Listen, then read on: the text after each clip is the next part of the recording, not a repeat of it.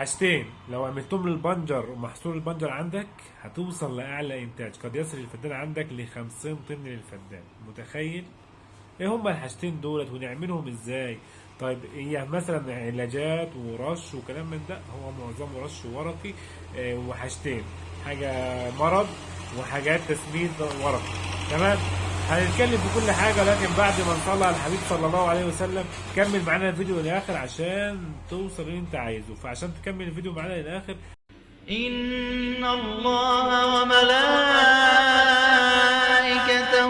يصلون على النبي يا أيها الذين آمنوا صلوا عليه وسلموا تسليما. السلام عليكم ورحمة الله وبركاته. بسم الله والصلاة والسلام على رسول الله صلى الله عليه وسلم. النهارده هنتكلم معاكم عن زراعة البنجر السكر. طبعا احنا عملنا فيديوهات قبل كده، هسيبها لكم طبعا في صندوق الوصف اسفل الفيديو. عاملين فيديوهات كتير عن البنجر، الزراعة، التسميد. طبعا البنجر تسميده مثلا من 4 شكاير 6 شكاير يوريا او نترات. ممكن ندي 50 كيلو سلفات بوتاسيوم. تجهيز سوبر 4 شكاير ل5 شكاير سوبر ناعم او محبب. سماد بلدي. كل الحاجات دي احنا متكلمين فيها، بس احنا النهارده في حاجتين دولت عصب البنجر اللي هم اللهم صل على النبي. المرض اللي هو تبقع السيركسبوري في البنجر، مرض التبقع السيركسبوري في البنجر، وتحجيم البنجر اللي هو ازاي نخلي الضرمايه بتاعت البنجر كبيره، بدل ما هي تبقى صغيره كده خليها حاجه كبيره كده بسم الله ما شاء الله. اول حاجه التبقع السيركسبوري في البنجر. التبقع ده يعتبر من اخطر الامراض تصيب البنجر، يعني ممكن دي يعمل لك خساره في البنجر تصل ل 50% او اكتر. طب ايه هو التبقع ده؟ عباره عن بقع بنيه محاطه باللون البنفسجي. بتظهر فين؟ بتظهر على الورقه الكبيره، ما بتظهرش على الورقه الصغيره. الورقه الكبيره اللي هي الورقه المسنه، تمام، اللي هي بدأ في العمر الاول. تبدا الاصابه بتظهر على الورقه المسنه دي، عباره عن بقع صغيره كده زي ما انتم شايفينها في الفيديو قدامكم كده، عباره عن بقع صغيره بنيه مستديره محاطه باللون البنفسجي. كل ما بتكبر بتتحد مع بعضها وتلتحم مع بعضها لحد ما يسبب اصفرار وجفاف في الاوراق. فانت اصلا النمو الخضري اللي في الورقه ده كله بينزل في الضرمايه تحت. فانت طول ما انت محافظ على النمو الخضري، طول ما انت وصلت للضرمايه ووصلت البنجر كويس ونسبه السكر عاليه والكلام ده كله. فالفكره ازاي نحمي البنجر من التبقع السيركسبوري ده يعتبر من اخطر الامراض. نحميه ازاي؟ نرش مبيدات فطريه على اقل من 10 ل 15 يوم كل شهر، يعني كل 15 يوم رشه فطري. ونغير دايما الماده الفعاله، مثلا رشيت المره دي ماده فعاله، مثلا نرش المره ماده ثانيه خالص. نرش النهارده ماده فعاله ثانيه، نغير، ممكن نرجع لماده ثانيه حاجه كويسه. يبقى لازم ترش مبيدات كويسه وحاجات كويسه، حاجات تشرفك. تمام. طيب تظهر الاصابه امتى؟ معظم الاصابه تظهر بعد 90 يوم من الزراعه. بعد 90 يوم، يعني مثلا من الشهر الثالث. يعني لو انت زارع في 8 تظهر معاك في 11 و12 لحد مثلا بعد التجليه مثلا في 2 او ولا حاجه، معاك 11 و12 و1 3 شهور، بتستمر 3 شهور. فانت ممكن ترش كل شهر مرتين او 3 حسب الاصابه عندك. وممكن لو ما فيش بترش وقايه، عشان البتاع ده لما بينزل، التبقع ده لما بينزل في البنجر ما بيسميش، بينتشر بطريقه فطر ابن لذينه، يعني بينتشر بسرعه قوي. تمام. هنرش ايه؟ في حاجات كتير جدا، يعني زي مثلا عندك منطور شركه شورى، من المبيدات المحترمه جدا في التبقع. معدله قد ايه؟ 50 سم على 100 لتر ميه. فاحنا احيانا بنطلع 100 سم على 100 لتر ميه وبنضيف حاجات ثانيه معاه، او مثلا بندي فدان 200 سم من العبوه دي، 200 سم للفدان. لو عضيت 100 بس، ممكن ننزل معاها ايه؟ ممكن ننزل معاها منقط برده بتاع شركه شورى، ده بنجيب الاعفان برده، بنجيب التبقعات والكلام من ده، بنطلع معاه من سم. ممكن ننزل معاه تزويد بتاع الهرب ربع كيلو مع ال 100 سم بتوع المنطورو مثلا. يعني انا اول رشه هنرش منطورو مع تزولين مثلا. تمام. الرشه الثانيه ممكن انزل بمنقط مع مثلا تلت، ده بريبكنازول، ده ممكن بتاع شركه شورى، والتلت برضه بتاع شركه شورى، حاجات محترمه جدا. تمام. ممكن ننزل الرشه دي. تمام. ممكن ننزل برشه ثانيه خالص، حاجه كروبات نحاس زي ديت معدله 150 جرام، لا هننزل ب 300 جرام للفدان، برضه شركه باسف، حاجه محترمه جدا. ليه؟ يبقى انا غيرت الماده الفعاله.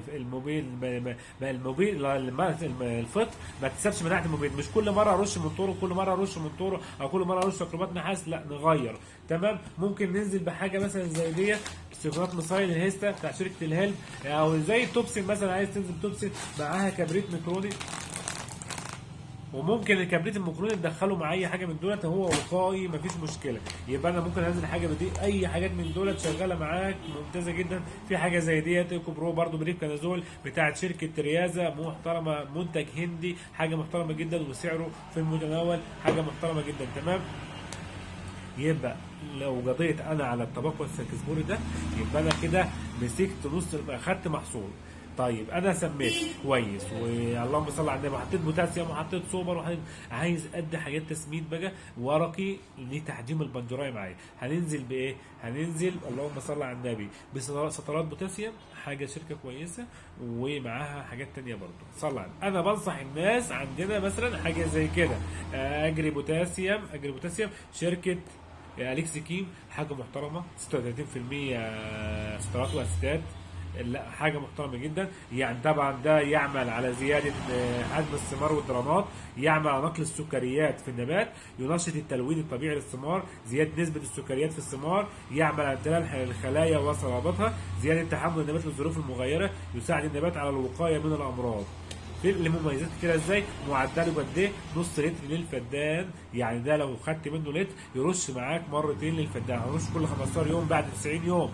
تمام. هنرش لوحده؟ لا انا مش هرش لوحده، انا عايز يديني شغل، ما هي رشه بقى. انا مثلا هرش مثلا 3 مرات او 4 مرات للفدان، الفدان عندي دول يعني ممكن ارش مثلا الرشه ديت هتجيب معاها حاجه زي جروب لوم ديت، ده فيها اندول وفيها طحالب وكلام من ده، وفيها بوتاسيوم 10%. ده برضو شركه بيفاريا، ان شاء الله هعمل لكم فيديو عنه اللي هو الجروب لوم ده تنشيط جسور، حاجه محترمه، يخش في التحجيم، زياده الثمار وصلابتها، في اندول في فيتامينات وكلام من ده، لا حاجه محترمه خالص. برضو معدل نص سم على اللتر، يعني لو خدت مثلا عبوتين زي دول مثلا دول ارشهم على جنبين، ارشهم على مرتين، يبقى انا كده خدت معايا مثلا رشه شهر او مثلا هبدا مثلا من الشهر انا البنجر بتجلي على 6 شهور، يبقى انا هاخد مثلا رشتين او يعني مثلا لترين او 3 من دولت هيكفوني البتاع ده كله. وفي الاخر هنزل برشه برون قبل تجليع بشهر. الناس اللي بتسال عن تصفيه البنجر يبقى قبل التجليع بشهر او ب 20 يوم بنزل ببرون، حاجه محترمه. وفي منتج ان شاء الله اعمل لكم فيديو عنه برضه لتصفيه البنجر والبطاطس والبطاطا، حاجه محترمه جدا ان شاء الله نعمل لكم فيديو عنه برضه تبع شركه بيفاريا. احنا ان شاء الله في حاجات كتير كويسه. فالفكره ان انا عايز اخد بنجر كويس يبقى احميه من التبقع السركسبوري وادي حاجات تحجيم للبنجر. تمام. في حاجات كمان لو انت عايز نترات بوتاسيوم اوريك حاجه نترات بوتاسيوم برضو، حاجه محترمه جدا 6643 وعد تحليل شركه السادات، حاجه عاليه عاليه عاليه عاليه وبسعر حنين، ممكن ننزل بيها برضو هوريها لكم.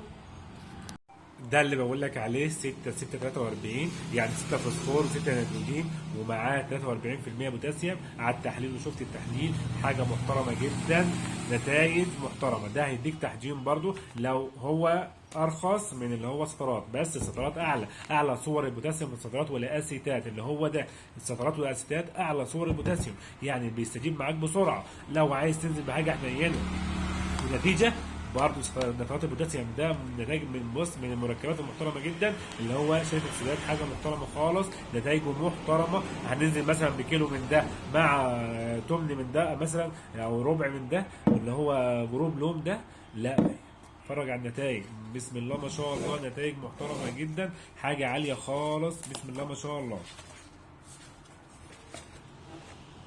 يبقى احنا كده متفقين ان احنا هنرش نترات بوتاسيوم او سطرات ومعاها جروب لوم اللي هو بتاع شركه بيفاريا. المنتج ده يا جماعه ممتاز ممتاز ممتاز، امريكي برضو، وان شاء الله في بوتاسيوم 10%، في طحالب 15%. لو انت عندك اجهاد في النبات وتعرض لبروده وصقيع والكلام من ده بيرفع حراره النبات واصله لك، بيخلي النبات يستحمل الاجهاد والكلام والبروده والصقيع وانخفاض درجه الحراره، فده ممتاز ممتاز جدا في الحالات دي، لان طبعا الحاجات دي برضو اللي هو سترات البوتاسيوم نفس القصه بيعمل الاجهاد، بيقوم معاك الجلد، بيزود نسبه السكر. يبقى انا مثلا انزل بده نص لتر من ده على مثلا نص العبوه دي 125 سم، ده هم ترش معايا مرتين. انا لو خدت عبوتين من دول وعبوتين من دول الفدان عندي كفايه، ارشهم معايا. اتفرج على جمال البنجر وعلى حجم البنجر، بسم الله ما شاء الله، هيديك نسبه محترمه جدا، بالاضافه ان انا مقاوم التبقع السركسبوري في البنجر، لا هيعدي معايا الدنيا. انا مستغل مثلا سترات البوتاسيوم ده،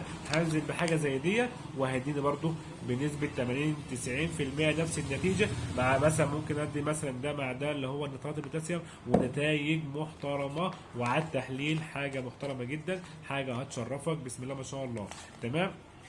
يبقى لازم تشتغل على الحاجات ديت، نترات بوتاسيوم، يبقى تشتغل على تحجيم البنجر، وتشتغل على وقايه البنجر من التبقع السركسبوري. يبقى انا حميت البنجر من التبقع وحجمت معايا رش تحجيم، يبقى 100 100. اجي قبل البنجر ما يتجلع ب 20 يوم 25 يوم، انزل برشه برون، حاجه بنسبه محترمه، حاجه تعمل معايا تصفيه، تحول الورق كله ده ينزل في الدرانيه تحت في الجد، في الدرانيه بتاعت البصل البنجر، بسم الله ما شاء الله. تمام. يبقى الرشتين دولت هيظبط الدنيا معاك. لو انت خدت يعني انت كلفت بس على البنجر في بعد 90 يوم حوالي مثلا 3 4 رشات مثلا بوتاسيوم، ومثلا 5 6 رشات او 7 8 رشات، ما هو انت بترش 15 يوم، يعني مرتين في الشهر او 3 بالنسبه للتبقع السركسبوري، هي مثلا يدور معاك 3 شهور، 3 شهور في 3 الشهر 3 مرات، و3 في 9 او 9 رشات ولا حاجه، وبرده هنا 4 رشات او 5 رشات، يعني في المجمل توتال حوالي 10 15 رشه فطري ومغذي. بسم الله ما شاء الله هتاخد بنجر بسم الله ما شاء الله، حاجه محترمه جدا، توصل لاعلى انتاج. تمام. يعني انا حبيت اوصل لكم رساله، لو حد استفاد من الفيديو ده حاجه يا ريت يدعمنا بلايك واشتراك في القناه وفعل الجرس لو لسه اول مره تشوفنا. لو انت شايفنا قبل كده دعمنا بلايك، وعندك اي استفسار اكتبوا لنا في التعليقات اسفل الفيديو. اشوفكم على خير ان شاء الله.